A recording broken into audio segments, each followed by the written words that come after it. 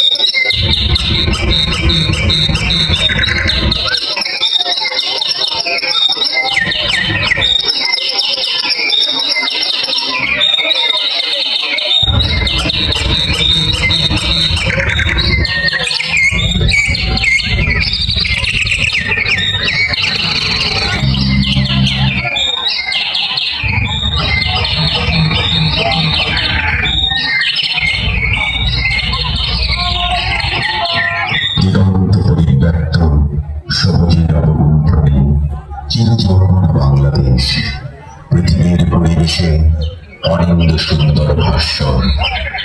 এখানে নদী, মাঠ, ঘাট, প্রান্তর, কোকিলের কুহতান, প্রশান্ত আকাশের উদারতান এদেশের মানুষকে করেছে সহজ সরল ভাবপ্রবণ।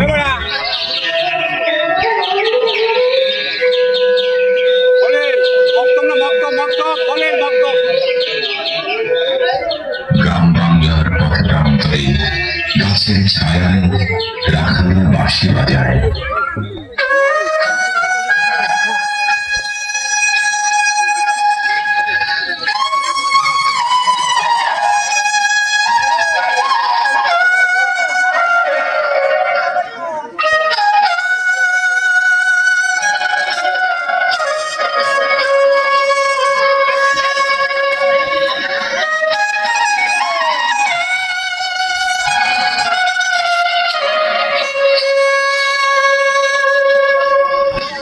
একটার হাতে বিরাটি বাউল উদাসী হয়।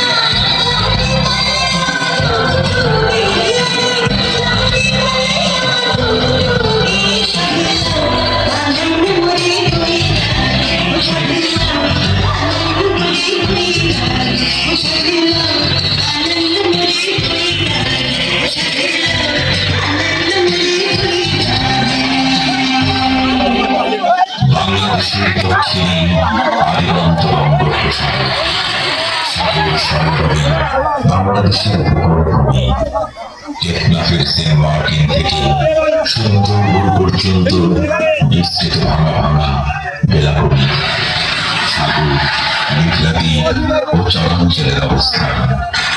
বর্ষা, মেঘনা, যমুনা এই উপকূল ভূমি দিয়ে সংগঠিত হয়েছে সাগরে।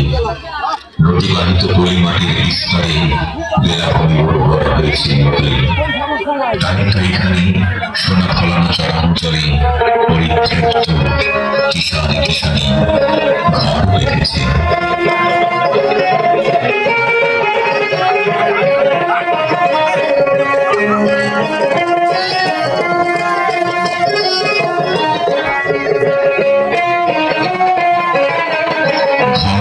লক্ষ লক্ষ মানুষ জেলে মাছি বলে বলে মোহনার সাগরের কাছে হয়েছি উত্তাল ঢেউয়ে মাছ পড়ে না স্বাচ্ছন্দ্য ও বৈচিত্র্যময় জীবনের সাথে পুলকিত হয় রং বেরঙের শব্দ নিয়ে দূর বন্দর থেকে ভেসে আসে সৌরভের নৌকা সাবধান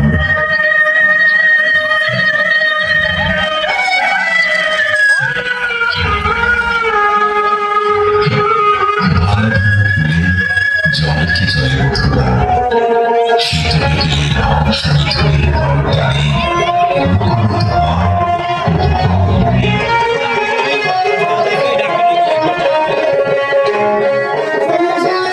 চারিদিকে উঠাল পাহাড়ের সাগরের এর মাঝে দুই করে উপকূলবাসী সাহসে বুক বেঁধে এগিয়ে চলেছে রোমাঞ্চকর এক জীবন সংগ্রামে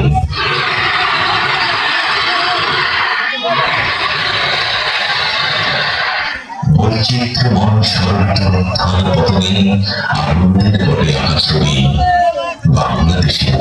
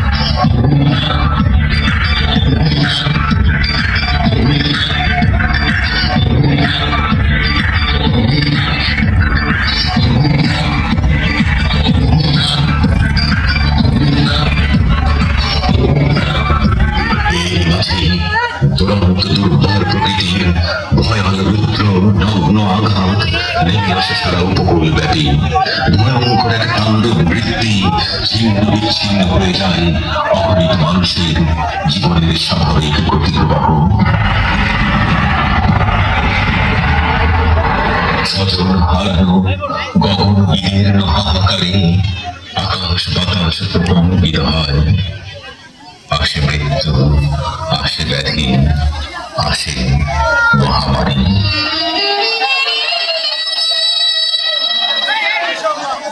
1970, 1985, 1992, 1997 এরপর 2007 সালের ঘূর্ণিঝড় সিডর এবং 2009 সালের ঘূর্ণিঝড় আইলা সহ প্রলম্বকারী ঘূর্ণিঝড় ও জলোচ্ছ্বাসে ভেসে যাওয়া লক্ষ লক্ষ মানুষের হাহাকার এবং অকল্পনীয় ক্ষয়ক্ষতির নিদারুণ স্মৃতি আজও আমরা ভুলতে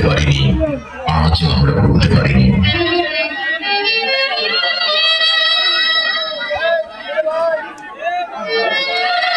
1970 সালের মহাপ্রলয়ঙ্কারী ঘূর্ণিঝড়ের পর মানবতার সেবায় উজ্জীবিত হয়ে আন্তর্জাতিক রেড ক্রসের সহায়তায় বাংলাদেশ রেড ক্রিসেন্ট সোসাইটি ঘূর্ণিঝড় প্রস্তুতি কর্মসূচি প্রতিষ্ঠিত করে।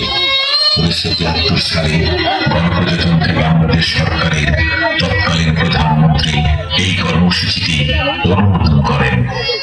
বর্তমানে এই কর্মসূচিটি গণপ্রজাতন্ত্রী বাংলাদেশ সরকারের দুর্যোগ ব্যবস্থাপনা ও ত্রাণ মন্ত্রণালয় এবং বাংলাদেশ রেড ক্রিসেন্ট সোসাইটি কর্তৃক যৌথভাবে পরিচালিত হচ্ছে।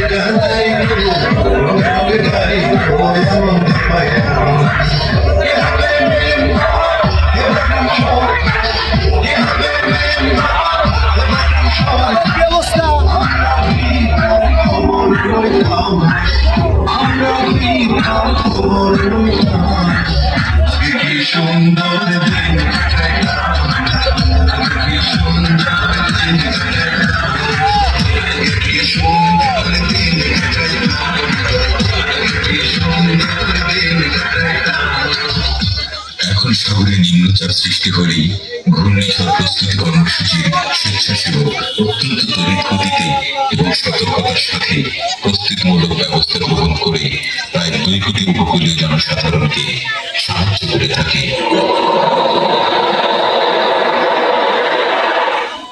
বাংলাদেশ বেতার আবহাওয়ার বিশেষ বিজ্ঞপ্তি।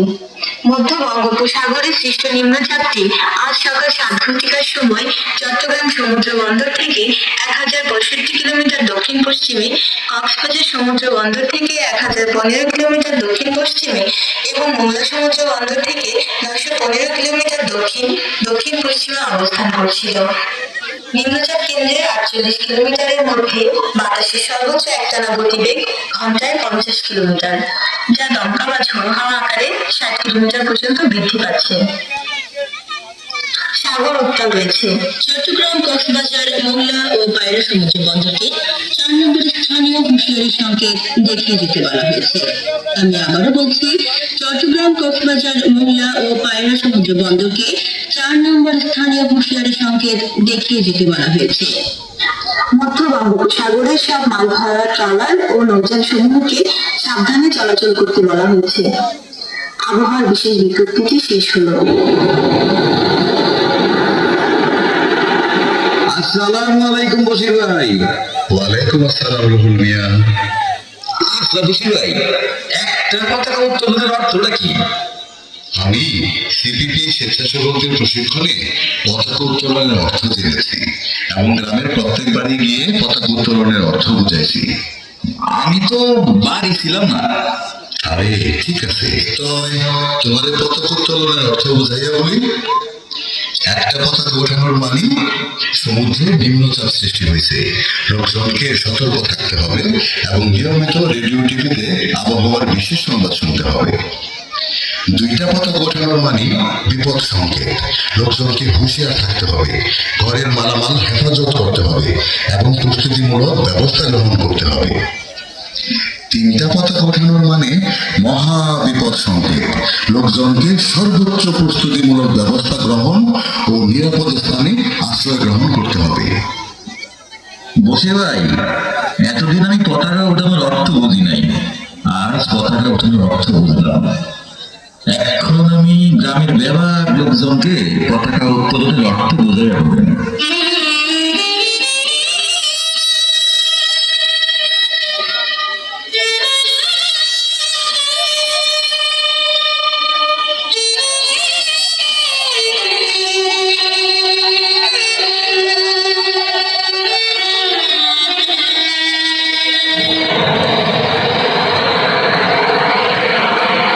বাংলাদেশ বেতার আবহাওয়ার বিশেষ বিজ্ঞপ্তি। দক্ষিণ পূর্ব বঙ্গোপসাগরে সৃষ্ট নিম্নচাপটি কিছুটা উত্তর দিকে সরে এসে আজ সকাল 9 ঘটিকায় ঘূর্ণিঝড়ের রূপ নিয়ে চট্টগ্রাম সমুদ্র বন্দর থেকে 580 কিলোমিটার দক্ষিণ পশ্চিমে অবস্থান করছিল। ঘূর্ণিঝড় কেন্দ্রের 40 কিলোমিটারের মধ্যে বাতাসের সর্বোচ্চ গতিবেগ ঘন্টায় 60 কিলোমিটার এবং দমকা হাওয়া আকারে ঘন্টায় 70 কিলোমিটার পর্যন্ত বৃদ্ধি পাচ্ছে। চট্টগ্রাম ও কক্সবাজার সমুদ্র বন্দরকে 7 নম্বর বিপদ সংকেত দেখাতে বলা হয়েছে। আমি আবারও বলছি, চট্টগ্রাম ও কক্সবাজার সমুদ্র বন্দরকে 7 নম্বর বিপদ সংকেত দেখাতে বলা হয়েছে। মংলা ও পায়রা সমুদ্র বন্দরকে 6 নম্বর বিপদ সংকেত দেখাতে বলা হয়েছে।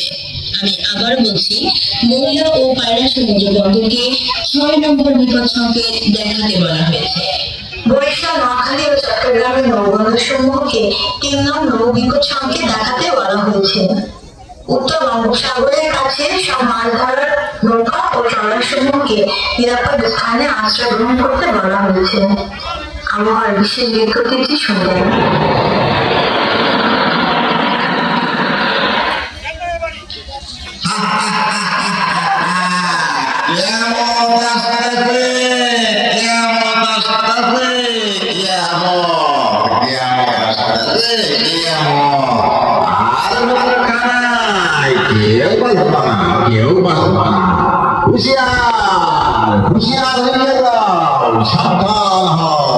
সবাই পাইবা না, আর সময় পাইবা না।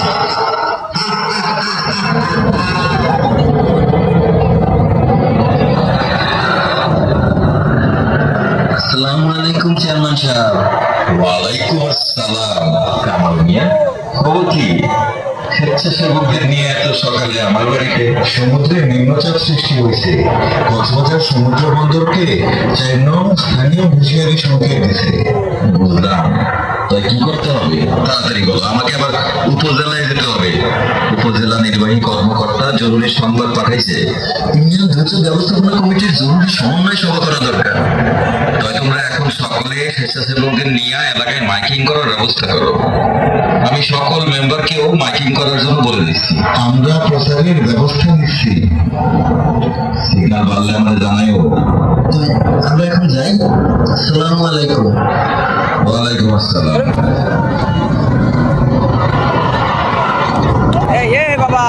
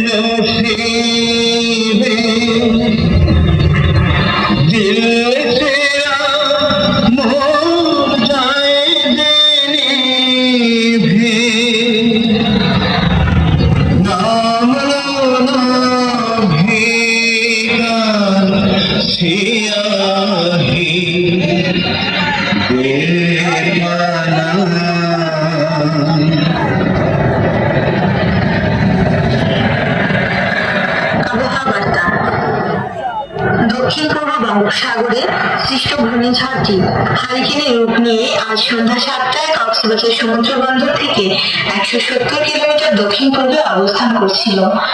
প্রলয়ঙ্কারী এই হারিকেনটির 70 কিলোমিটারের মধ্যে সর্বোচ্চ বাতাসের গতিবেগ ঘন্টায় 130 কিলোমিটার এবং দমকা হাওয়া আকারে 150 কিলোমিটার পর্যন্ত বৃদ্ধি পাচ্ছে। আজ মধ্যরাত নাগাদ এই হারিকেনটি কক্সবাজার জেলার কুতুবদিয়া ও মহেশখালী দ্বীপাঞ্চল ঘেঁষে উপকূল অতিক্রম করতে পারে। ঝড়ের সাথে 10 থেকে 15 ফুট উঁচু জলোচ্ছ্বাসে দ্বীপ ও নিম্নাঞ্চল প্লাবিত হওয়ার সম্ভাবনা রয়েছে। সমুদ্র বন্দর কক্সবাজার ও চট্টগ্রামকে 10 নম্বর মহাবিপদ সংকেত দেখিয়ে যেতে বলা হয়েছে। আমি আবার বলছি, সমুদ্র বন্দর কক্সবাজার ও চট্টগ্রামকে 10 নম্বর মহাবিপদ সংকেত দেখিয়ে যেতে বলা হয়েছে। মংলা সমুদ্র বন্দরকে 8 নম্বর মহাবিপদ সংকেত দেখিয়ে যেতে বলা হয়েছে। আমি আবার বলছি, মংলা সমুদ্র বন্দরকে 8 নম্বর মহাবিপদ সংকেত দেখিয়ে যেতে বলা হয়েছে। চট্টগ্রাম, নোয়াখালী, ভোলা, বরিশাল, পটুয়াখালী এবং বরগুনা জেলার সকল নৌবন্দর সমূহকে 4 নম্বর নৌ মহাবিপদ সংকেত দেখাতে বলা হয়েছে। চট্টগ্রাম, নোয়াখালী, ভোলা, বরিশাল, পটুয়াখালী এবং বরগুনা জেলার উপকূলবর্তী এলাকা ও দ্বীপসমূহের জনসাধারণকে সর্বোচ্চ দুর্যোগ প্রস্তুতি গ্রহণ এবং অবিলম্বে নিরাপদ স্থানে আশ্রয় গ্রহণ করতে বলা হয়েছে। আবহাওয়ার বিশেষ বিজ্ঞপ্তি শেষ হল। ভাই সব আমাদের মধ্যে মহাপ্রলয়ঙ্কারী তুফান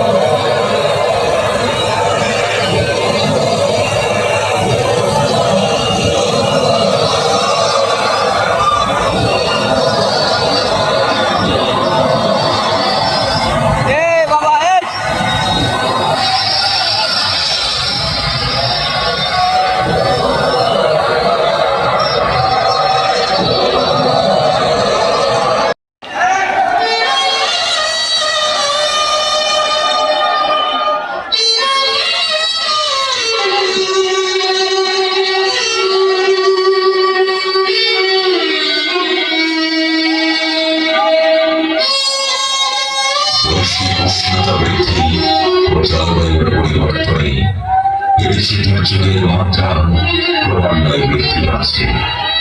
বারবার ঘূর্ণিঝড় ও জলোচ্ছ্বাসের আঘাত, সুনামির আশঙ্কা, বাংলাদেশের উপকূলীয় জলপথে জলবায়ু এর হাত থেকে বাঁচার এবং ক্ষয়ক্ষতি কমানোর একমাত্র পথ হচ্ছে ঠিক সময়ে সাধ্যমতো প্রস্তুতিমূলক ব্যবস্থা। 2 কোটি মানুষ অধ্যুষিত এই উপকূলের প্রাকৃতিক অবস্থান, যোগাযোগ ব্যবস্থা সহ নানাবিধ সমস্যা এত প্রকট যে ঘূর্ণিঝড় এবং জলোচ্ছ্বাসের সময় উপকূলবাসীর নিজেদেরকে প্রকৃতির হাতে সঁপে দেওয়া ছাড়া অন্য কোনো পথ খুঁজে পায় না। প্রকৃতির এই রুদ্রনগ্ন তাণ্ডব আমাদের শত্রু, এবং এই শত্রুর বিরুদ্ধে যুদ্ধ করে টিকে থাকতে হলে একে আমাদের ভালো করে চিনতে হবে এবং এর সঠিক আগমন বার্তা জেনে প্রকৃত গতিতে সবাইকে ব্যক্তিগতভাবে এবং সমষ্টিগতভাবে সুস্থ পরিকল্পনা প্রস্তুতিমূলক ব্যবস্থা গ্রহণ করতে হবে।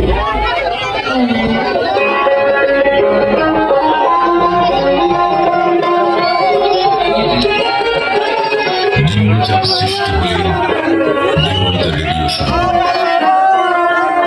ঘূর্ণিঝড় প্রস্তুতি কর্মসূচির স্বেচ্ছাসেবক কর্তৃক প্রচারিত নির্দেশাবলী মেনে চলুন এবং তাদেরকে সর্বাত্মক সহযোগিতা করুন। অবসর নির্দেশ পাওয়া মাত্রই নিরাপদ আশ্রয় গ্রহণ করুন।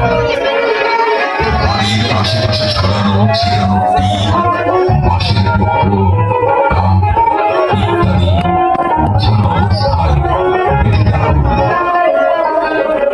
ঝড়ের পূর্বে গৃহপালিত জীবজন্তুর বাঁধন ছেড়ে দিন।